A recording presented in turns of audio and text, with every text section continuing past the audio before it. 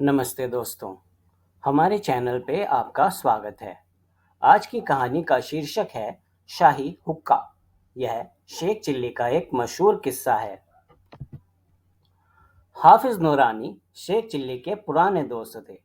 नारनौल में उनका कारोबार था। बीवी थी ही नहीं। बड़ी हवेली में बेटे और बहू के साथ रहते थे। बेटे को दूल्हा बने 7 बरस बीत चुके थे और बहू की गोद ना भरी तो हाफिज साहब को फिक्र हुई कि या खुदा, खानदान का नाम आगे कैसे चलेगा। उन्होंने एक खत शेख चिल्ली को लिखकर राय मांगी। शेख चिल्ली कुरुक्षेत्र के किसी पीर के मुरीद थे। कोसों दूर होने के बावजूद थोड़े थोड़े अरसे बाद वहां जाते आते रहते थे। बस एक दिन हाफिज नूरानी के बेटे बहू को साथ ले गए पीर साहब के पास। पीर भी काफी पहुंचे हुए थे।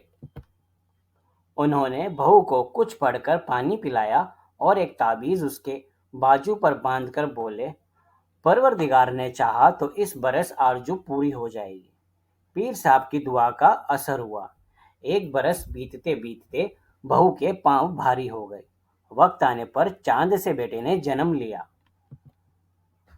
हाफिज साहब का आंगन खुशियों से भर उठा। हाफिज नूरानी की खुशियों का पारावार ना था। तुरंत जश्न का इंतजाम होने लगा। उसमें शेख चिल्ली को खातौर से बुलाया गया। शेख चिल्ली को दावतनामा मिला तो बड़े खुश हुए। बेगम से बोले, तुरंत चलने की तैयारियां करो। तैयारियां क्या खाक करूं? बेगम तुनक कर बोली, ना ढंग के कपड़े हैं, न तन पर एक गहना। तुम्हारे पास तो फटी पुरानी जूतियां भी है, मेरे पास तो वह भी नहीं। अगर ऐसे हाल में वहां गए तो खासी हंसाई होगी। शेख चिल्ली खामोश हो गए। बेगम की एक एक बात सच थी। हाफिज नूरानी नारनौल के बड़े रईस थे। उनका जश्न भी छोटा मोटा ना होगा। बड़े बड़े अमीर उमरा भी आएंगे। चूंकि यह दिन शेख चिल्ली की वजह से देखना नसीब हुआ है, इसलिए हाफिज साहब उनको सभी से मिलाएंगे भी। ऐसी सूरत में वहां फटेयाल पहुंचना मुनासिब नहीं होगा। शेख चिल्ली को खुदा पर गुस्सा आने लगा कि आखिर क्या सोचकर उसने उन्हें इस हालत में छोड़ रखा है। मगर वक्त गुस्से का नहीं, कुछ तरकीब बिड़ाने का था। नवाब साहब का धोबी शेख चिल्ली को बहुत मानता था। कुछ ही दिन पहले शेख चिल्ली ने उसे नवाब के गुस्से से नाजात दिलाई थी। बस जा धमके उसके पास। बोले, एक काम के लिए आया हूं, मना मत करना। धोबी ने शेख चिल्ली के मांगने पर जान तक देने की बात कही तो शेख चिल्ली ने सारी उलझन उसे बताकर अपने और बेगम के लिए कुछ कपड़े मांगे। बोले, नारनौल से लौटते ही वापस कर दूंगा। धोबी इस अनोखी मांग से कुछ घबराया तो मगर वायदा कर चुका था। जी कैड़ा करके शेख चिल्ली के मनपसंद कपड़े उसे दे दिए। बोला, ये कपड़े नवाब और उनकी भांजी के हैं, सही सलामत वापस कर देना। शेख चिल्ली उन्हें ले घर लौटे। बेगम ने देखे तो बड़े खुश हुई। फिर बोली, कपड़े तो मिल गए, मगर जूतियों का क्या करोगे? नारनौल पैदल तो जाएंगे नहीं, सवारी का क्या होगा? शेख चिल्ली पहुंचे मोची के यहाँ। बोले, 2 जोड़ी जूतियां चाहिए, एक मेरे लिए, एक बेगम के लिए। मोची ने तरह तरह की जूतियां दिखाई। शेख चिल्ली ने सबसे कीमती जूतियां पसंद कर ली। बोले, इन्हें बेगम को और दिखा लाऊं, तब खरीदूंगा। मोची मान गया। शेख चिल्ली जूतियां ले घर सटक गए। अब सवाल रहा सवारी का। सबसे अच्छी घोड़ा गाड़ी झज्जर के घनश्याम के पास थी। वह उसे किराए पर भी चलाता था। शेख चिल्ली उसके पास पहुंचे। बोले, मुझे नवाब साहब के काम से नारनौल जाना है। नवाब साहब की बग्गी का एक घोड़ा बीमार है, सो अपनी घोड़ा गाड़ी दे दो, किराया नवाब साहब से दिला दूंगा। अच्छा किराया मिलने के लालच में घनश्याम ने बिना हील हुजूल किए अपनी घोड़ा गाड़ी उनके हवाले कर दी और शेख चिल्ली बेगम को ले नारनौल रवाना हो गए। नारनौल उस वक्त रियासत झज्जर ही का एक कस्बा था। शाही ठाट बाट से शेख चिल्ली माए बेगम वहां पहुंचे तो हलचल मच गई। वे जश्न से एक दिन पहले पहुंचे थे, इसलिए पहले मेहमान थे। बड़ी आवभगत हुई। पूरे कस्बे में शेख चिल्ली की अमीरी के चर्चे गूंजने लगे। उन्हें हर मौके पर जाफरानी तंबाकू वाला हुक्का पेश किया जाने लगा। शेख चिल्ली यूं हुक्का बहुत पहले छोड़ चुके थे, मगर यहाँ मुफ्त का हुक्का जो मिला, कष्ट लगाने लगे जैसे ठेठ नवाबी खानदान के हों। मगर इस जश्न के मौके पर सारा गुड़ गोबर हो गया। हाफिज नूरानी के कुछ दोस्त नवाब के घराने से भी जुड़े थे। शेख चिल्ली को सबसे पहले मिलवाया गया तो नवाब साहब के जो कपड़े वह पहने हुए थे पहचान लिए गए।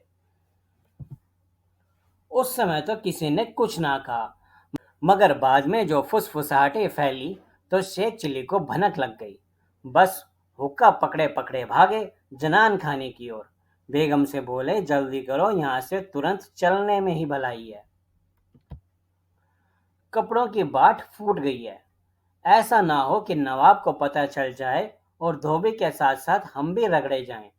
बस दोनों जश्न के बीच से जो खिसके तो नारनौल के बाहर आकर ही दम लिया। सत्यानाश जाए उन लोगों का, कीड़े पड़े निगोड़ों की आंखों में। बेगम तुनक कर बोली, कितना मजा आ रहा था। सारी औरतें मुझे सिर आंखों पर बिठाई थी।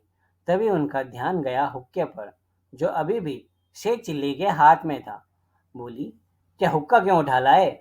नूरानी भाई ढूंढते फिरेंगे कि हुक्का कहाँ गया।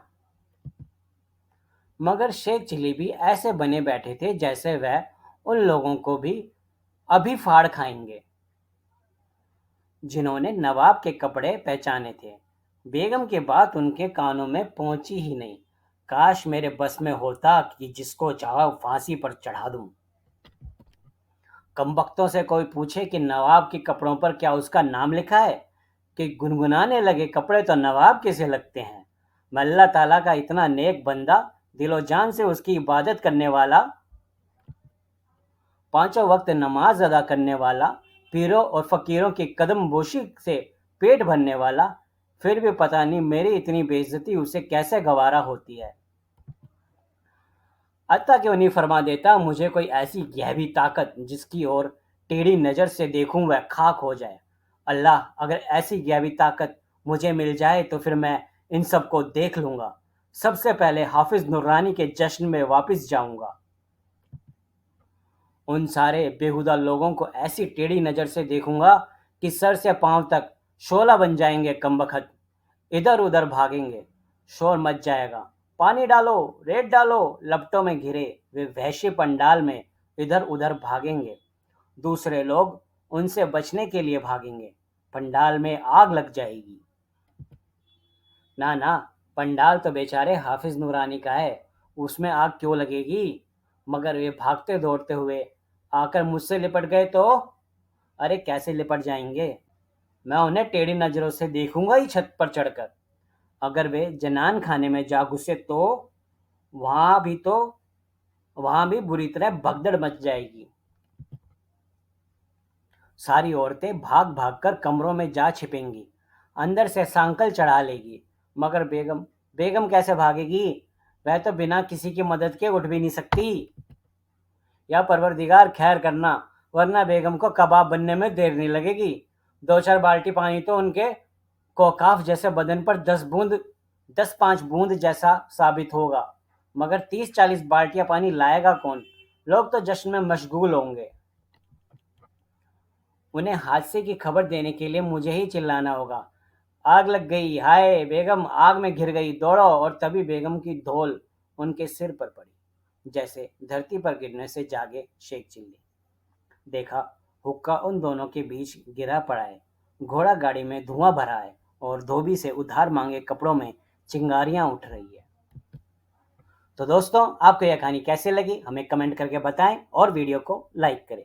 धन्यवाद।